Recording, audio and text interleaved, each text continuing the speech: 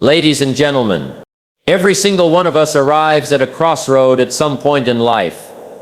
A moment when we realize that the way things are is not the way we want them to be. Maybe it's your health, your finances, your relationships, or simply your sense of purpose. And at that crossroad, you face a choice. You can continue down the same familiar path, or you can decide right now that it's time to start a new life. Now, let me tell you something powerful. Your future is not determined by your past. It's determined by the decisions you make today.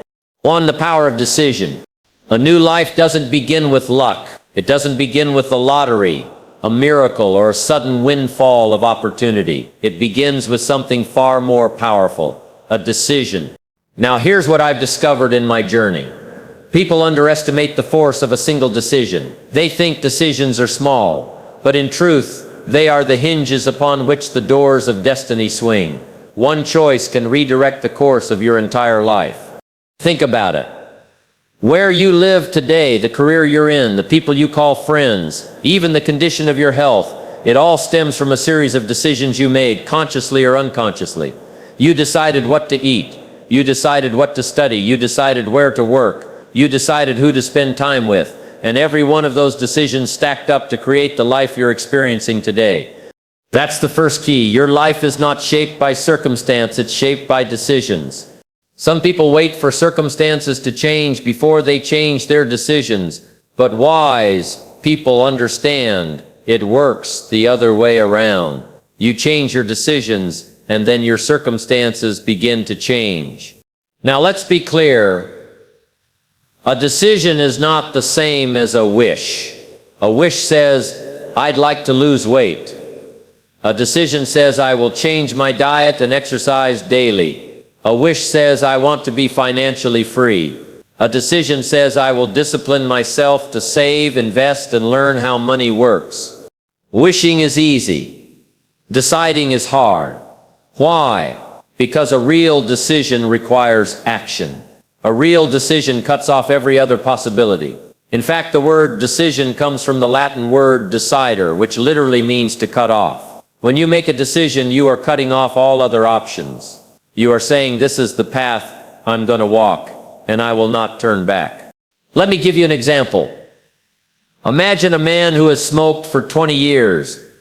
He says to himself every new year, I really should quit. One day I'll stop. That's not a decision. That's a wish. And so year after year he continues. But one morning he looks at his children. He thinks about his future. And in that moment he makes a real decision. From this day forward, no more cigarettes. And he throws the pack away. That's the power of decision. Not someday, not next week. Today. Here's another truth. You don't need to wait for perfect conditions to make a decision. Some people say, well, I'll start when I have more money, when I have more time, when I feel ready. Let me tell you something. You'll never feel fully ready. And if you keep waiting, life will pass you by. Decisions don't require perfect timing. They require courage. And courage doesn't mean the absence of fear. Courage simply means you've decided that something else is more important than fear. When you look at the great success stories in history, they didn't start with guarantees. They started with decisions. A young man decides to pursue his dream of building a company, even when others laugh. A single mother decides to go back to school, even when the odds are stacked against her. An athlete decides to train harder than ever, even when no one believes he can win. Each story begins the same way, with a decision. Now here's the best part. A single decision can happen in a moment, but its impact can last a lifetime. The day you decide to turn your life around, that's the day your new life begins. You may not see all the results immediately, but that's not the point. The point is, the direction of your life has changed. And once the direction is changed, the destination is changed. So let me challenge you. What decision have you been postponing? What dream have you been putting on hold because you're waiting for the perfect moment? Don't wait for someday. Don't wait for next year. Don't wait for the world to give you permission. Decide. Decide now. Your future is sitting on the other side of one powerful choice, and that choice is yours to make. 2. New life demands new habits. If you want a new life, you must understand a very simple principle. You can't bring old habits into a new future. Imagine someone says, this year I want to transform my health, but every day they continue to eat the same processed food, drink the same sodas, and stay glued to the couch. Let me ask you, will they achieve a new body? No, because a new life doesn't come from hope, it comes from habits. Here's a truth I learned early. Your life doesn't change by chance. It changes by choice, and that choice is repeated daily through habit. Habits are the invisible architects of your destiny. They are the small, consistent actions that build or destroy the future. Think about it. Brushing your teeth is a habit. Reading or watching television is a habit. Saving or spending recklessly is a habit. Exercising or neglecting your body is a habit. And here's the key. Success is nothing more than a few simple disciplines practiced every day, while failure is simply a few errors in judgment repeated every day. Let me say that again because that's worth writing down. Success equals sign a few disciplines practiced daily. Failure equals sign a few errors in judgment repeated daily. That's it. Success and failure are not overnight events. They are the accumulated weight of habits. Now the problem is this. Bad habits are easy to form and hard to live with. Good habits are harder to form but easy to live with. So the question is not whether you will have habits, you already do. The real question is, are they serving you or sabotaging you? Let me illustrate. Suppose you have a habit of spending every dollar you earn. At first it doesn't seem like a big deal. You buy a coffee here, a gadget there, a dinner out, but over 10 years that habit of spending everything will rob you of financial security. On the other hand, imagine you develop the habit of saving just 10% of your income. In the beginning it feels small, almost insignificant. But over 10 years that one discipline builds a foundation of wealth and freedom. That's the beauty and the danger of habits. They compound over time. So how do you create new habits for a new life? Let me share 3 steps. Step 1, awareness. First, identify which habits are holding you back. Write them down. Be honest. Maybe it's hitting snooze instead of rising early. Maybe it's scrolling through your phone instead of reading a good book.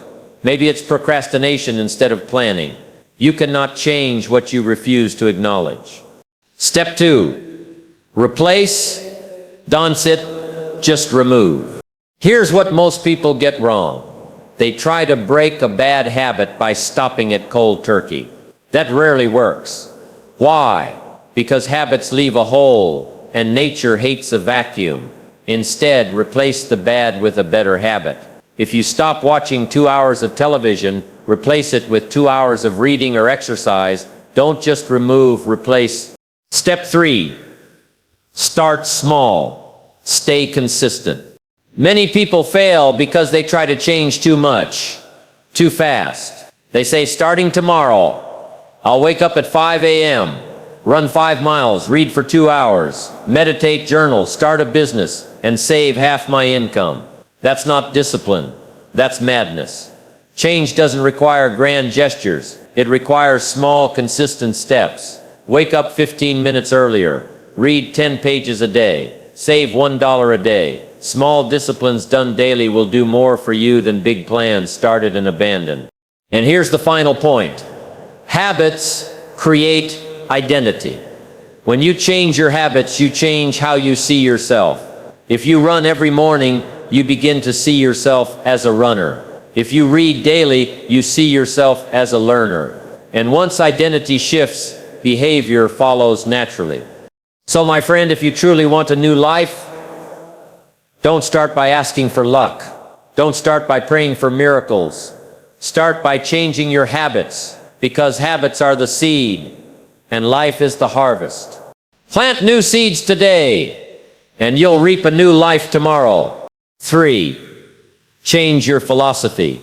If you want to start a new life, you must understand this. Your personal philosophy is the compass that guides your destiny. Now, some people think success is about circumstances where you were born, how much money your parents had, what degree you hold, or who you know. But let me tell you the truth. Two people can grow up in the same neighborhood, go to the same schools, face the same challenges, and yet end up with completely different lives. Why? Because they adopted different philosophies. Your philosophy is simply the way you think about life. It's the lens through which you see opportunities and challenges. And here's the critical part. Your philosophy drives your decisions. Your decisions shape your actions, and your actions create your results. Let me illustrate. Suppose one person believes the rich are greedy, money is evil, and success is for other people. What kind of actions will that philosophy produce? They'll probably avoid opportunities, resent those who succeed, and never discipline themselves to learn about wealth. Now take another person who believes success is possible for me, money is a tool for freedom, and discipline creates results. That person will read books, seek mentors, and build skills. Same environment, same resources, but a different philosophy leads to a different life. That's why Jim Rohn used to say, if you want to change your life, you don't have to move to a new city. You don't have to win the lottery. You don't even have to quit your job. You simply have to change your philosophy. Now, where does your philosophy come from? It comes from your environment, your parents, teachers, friends, culture, the books you read, the shows you watch, the conversations you keep. And unless you consciously choose it, you will unconsciously inherit it. That's dangerous, because not all philosophies are worth keeping. So here sits the challenge. Don't just accept a philosophy. Examine it. Ask yourself, is this belief helping me, or is it holding me back? Does this idea open doors, or does it close them? For example, if your philosophy says it's too late for me to change, guess what? You won't change. But if your philosophy says, as long as I'm breathing, I can grow, learn, and improve, then the future is wide open. One philosophy limits your options. The other expands them. Now, how do you change your philosophy? Let me give you 3 practical steps. Step 1, feed your mind daily.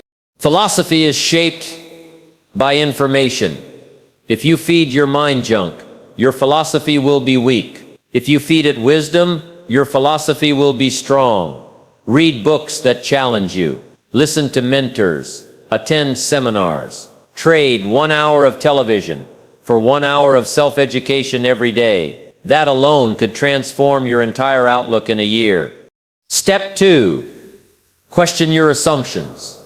Most of us live with inherited ideas we've never questioned. Work hard, but never invest. Money doesn't grow on trees. People like us don't succeed. Stop and ask, who told me that? Is it even true? If the philosophy doesn't serve you, replace it. Step 3, align with people who think bigger. Your philosophy is contagious.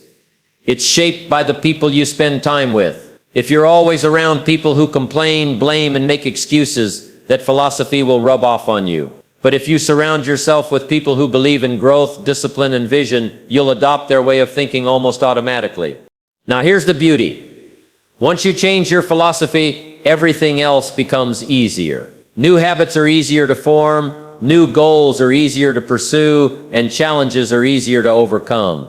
Because your mind is working for you, not against you. So I leave you with this thought. Your philosophy is like the soil of your life. If the soil is barren, no matter what seeds you plant, goals, dreams, plans, they won't grow. But if the soil is rich, then even the smallest seed can flourish. Change your philosophy, and you change your soil. And when you change your soil, you change your harvest. 4, the company you keep. If you truly want to start a new life, here's a lesson you cannot ignore. Your future is greatly influenced by the company you keep. I've often said, you are the average of the 5 people you spend the most time with. And it's true. If you spend time with 5 motivated, disciplined, positive people, you will become the 6th. But if you spend time with 5 complainers, 5 procrastinators, 5 excuse makers, you'll also become the 6th. That sets the power of association. Think about it. Have you ever noticed that attitudes are contagious? You spend enough time around a negative person and before you know it, you're complaining, doubting, and dragging yourself through the day. On the other hand, if you spend time with someone who is disciplined, energetic, and forward-looking, suddenly you feel lifted, encouraged, and motivated to do better. This is not an accident. It's the law of environment who you're around. You become. Now, some people will say, well, Jim, I'm strong enough to resist the influence of others. But let me tell you the truth. You're not. None of us are. Human beings are influenced creatures. We adapt, we absorb, we reflect. That's why your associations are so critical. If you want a new life, you need to ask yourself, who am I spending time with? Who am I listening to? Who is shaping my thoughts, my habits, my philosophy? Let me give you 3 types of associations to consider. First, disassociate. There are some relationships you simply need to end. If a person is constantly negative, abusive, or destructive, if they are pulling you down more than lifting you up, you must have the courage to walk away. It may be difficult, but your future is too valuable to be poisoned by toxic influences. Zweite, limit association. There are some people you cannot completely remove from your life. Maybe they're family, co-workers, or neighbors, but you can limit how much time you give them. If you know they drain your energy, don't spend hours there. Keep it brief. Protect your mindset like you'd protect your health. 3, expand association.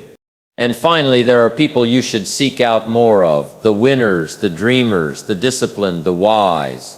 Spend more time with them. Learn from them. Study their habits. Listen to their language. Borrow their philosophy.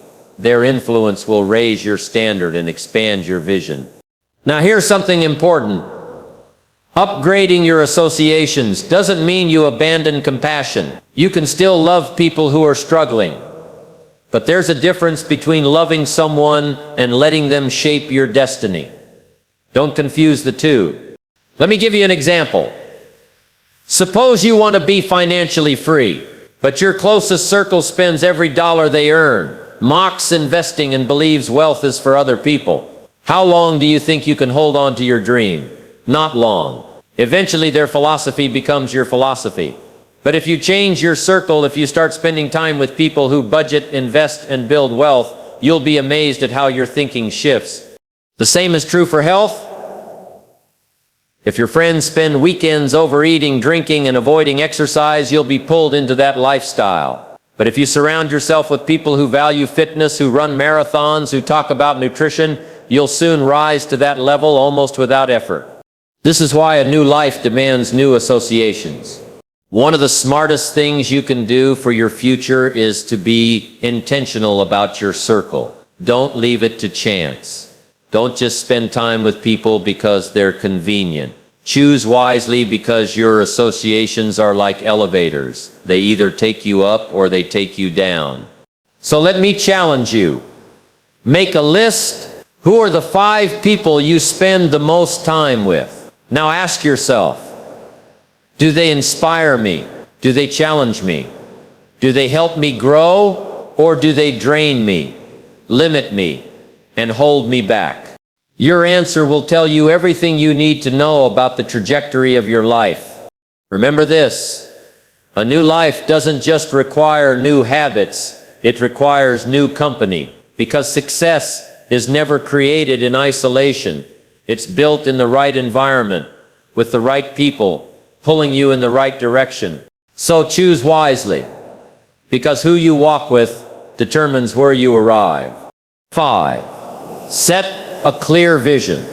If you want to build a new life, you cannot do it blindly. You need a clear vision, a picture of the future you are aiming for. Think about it. No builder begins construction without a blueprint. No captain sets sail without a map. And no one achieves a meaningful life without a vision to guide them. A vision is not just a dream. it's a destination. It's a compass that points your energy, your habits, and your decisions in the right direction. Here's the mistake many people make. They confuse activity with direction. They work hard, they stay busy, but they don't really know where they're going. They climb the ladder of success only to discover it was leaning against the wrong wall. That's the tragedy of a life without vision. Let me tell you what I've learned. If you don't design your own future, chances are you'll fall into someone else's plan. And guess what they have planned for you? Not much. So if you truly want to start a new life, you need to stop drifting and start directing. And it begins by asking yourself one powerful question: what do I really want? Not what others want for you. Not what society says you should want. Not what you've settled for. But what you truly, deeply want. Do you want health, wealth, loving relationships, influence, contribution, freedom? Write it down.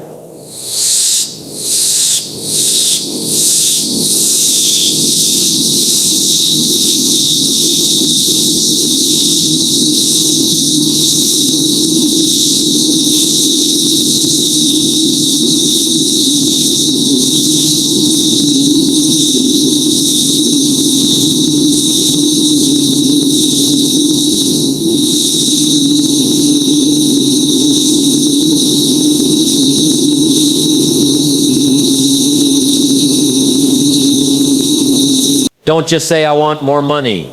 Say, I will earn $100,000 this year by increasing my skills, adding more value, and pursuing new opportunities.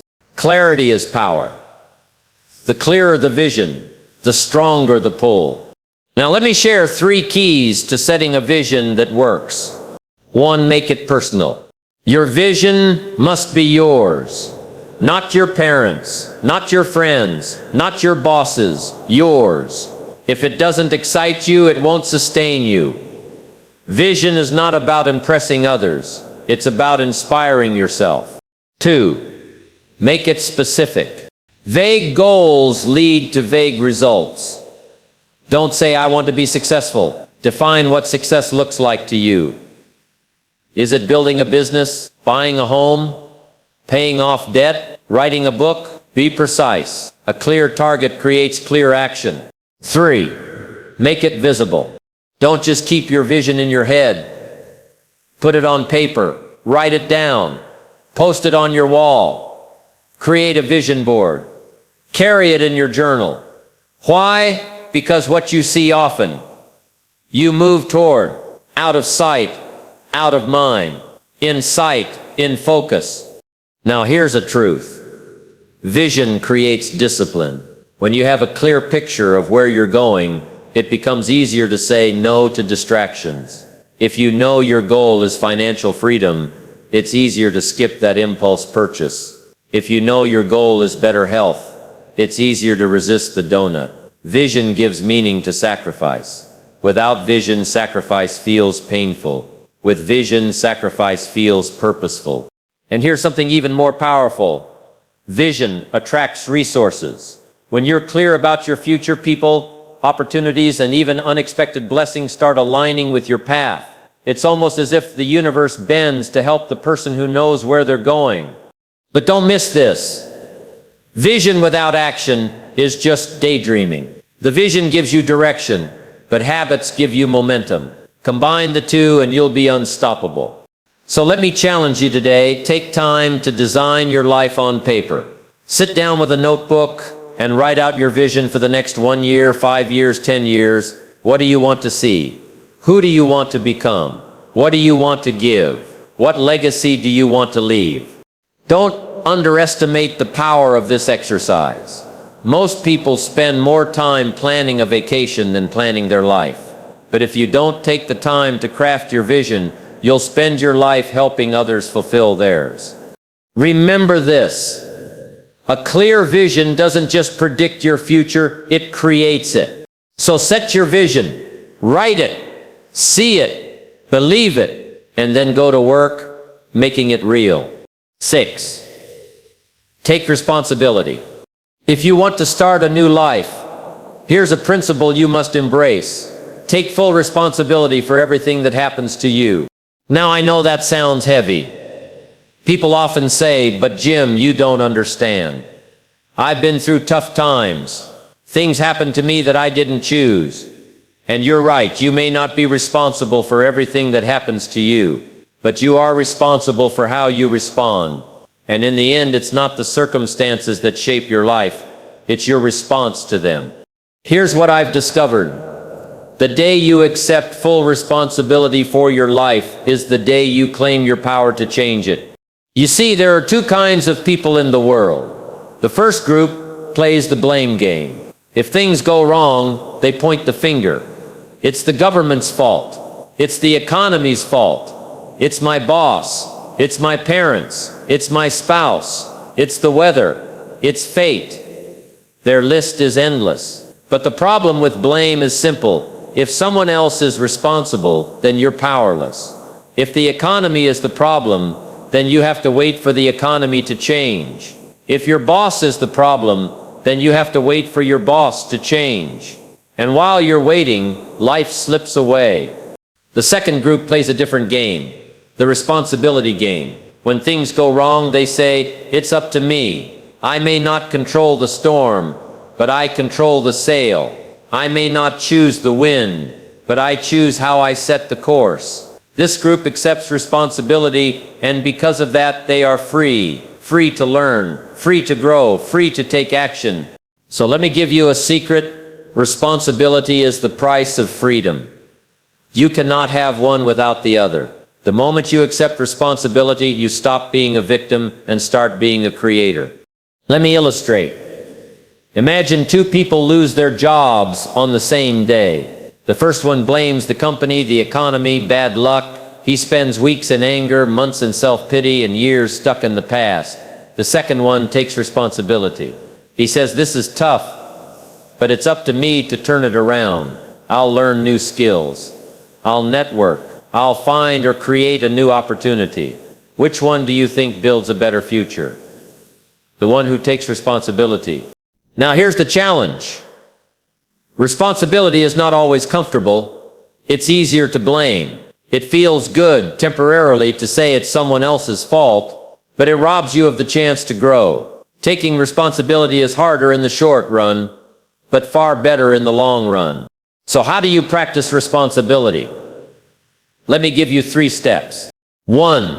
Stop complaining. Complaining is the language of the powerless. Every time you complain, you start reinforcing the idea that you have no control. Instead, catch yourself. Replace complaints with action. Don't say, "I stum overweight." Say, "I take responsibility, and I still change my diet today." 2. Ask empowering questions. Instead of asking, "Why did this happen to me?" ask, "What can I learn from this? How can I grow from this? What's the opportunity hidden in this challenge?" Those questions shift you from victim to victor. 3. Own your choices.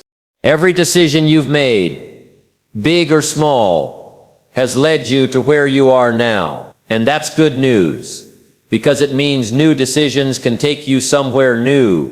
Own your past choices, learn from them, and then make better ones moving forward. Here's the bottom line. You can't control the rain, but you can carry an umbrella. You can't control the wind, but you can adjust the sails. You can't control the economy, but you can control your value, your skills, your mindset, your effort. That's responsibility. So let me remind you, a new life doesn't begin with excuses. It begins with responsibility. The moment you stop waiting for others to change and decide if it's going to be, "It's up to me," that's the moment your future opens up. Take responsibility. That's the doorway to freedom, growth, and transformation. 7. Progress, not perfection. When you decide to start a new life, you need to remember one thing. The goal is progress, not perfection. Too many people hold themselves back because they're waiting for the perfect plan, the perfect conditions, or the perfect version of themselves. But perfection is an illusion. It doesn't exist. And while you wait for it, life passes you by. Let me tell you something I've learned. You don't have to be perfect to make progress. You just have to get started. Think of a child learning to walk. He stumbles, he falls, he wobbles. But do his parents say, well, I guess walking just isn't for him? Of course not. They cheer every attempt. They celebrate every step. Why? Because progress is the victory. Falling is part of the process. Now, somewhere along the way, we adults forget this truth. We think failure means we're not good enough. We think mistakes mean we should quit. But the truth is, mistakes are proof you're trying. And every step forward, no matter how small, brings you closer to the life you want. Here's the danger of perfectionism. It creates paralysis. You say, I'll start saving money when I'm earning more. Or I'll start exercising when I have more time. Or I'll start my business when the timing is right. The result, you never start. And a dream never started is a dream that never becomes reality. But when you focus on progress, you free yourself. You say, I may not be able to save $500 a month, but I can save $50. That's progress. I may not run 5 miles today, but I can walk 1 mile. That's progress. I may not read a whole book this week, but I can read 10 pages a day. That's progress. And small progress compounded over time creates extraordinary results. Jim Rohn used to say, success is nothing more than a few simple disciplines, practiced every day. Notice he didn't say a few perfect disciplines. He said simple ones. Do them daily and watch what happens. Now here's another key. Progress builds confidence. Each small step forward gives you momentum. Each small win tells your mind, I can do this. And with momentum and belief, bigger victories become possible. But if you demand perfection from the start, you'll never begin. And without beginning, you'll never build the confidence to continue. Let me share a story. A man wanted to get in shape but was overwhelmed by the thought of going to the gym for an hour a day. So he started small. He committed to doing just 1 push-up a day. That's it, 1. Of course, after 1, he thought, well, I might as well do 5, then 10. Before long, he was doing full workouts. What happened? He stopped aiming for perfection and started focusing on progress. That small shift created a massive transformation. So here's the lesson: progress compounds. 1 better choice each day leads to a better week. Better weeks lead to better months. Better months lead to a better year. And a better year leads to a better life. Let me give you 3 steps to live this principle. 1, celebrate small wins. Don't wait for the big breakthrough before you acknowledge success. Every small step forward is a victory. Recognize it, reward it, and let it fuel your momentum. 2, learn from mistakes. Don't fear mistakes. They're your best teachers. Every mistake is feedback. Instead of saying, I failed, say, I learned. That shift keeps you moving forward. 3, keep showing up. Consistency beats intensity. You don't need to do it all at once. You just need to keep showing up, day after day, step by step. That's how transformation happens. So let me leave you with this truth. Your new life will not be perfect, but it will be worth it. Don't measure yourself against perfection. Measure yourself against yesterday. If you're better today than you were yesterday, you're winning. If you're moving forward, no matter how slowly, you're succeeding. Progress, not perfection. That's the secret. Friends, you don't need a new year, a new month, or even a new week to start over. You need only a new decision, a new philosophy, and a new set of daily disciplines. Today can be day 1. Not one day, not someday, but day 1. The question is, will you let it be? Thank you.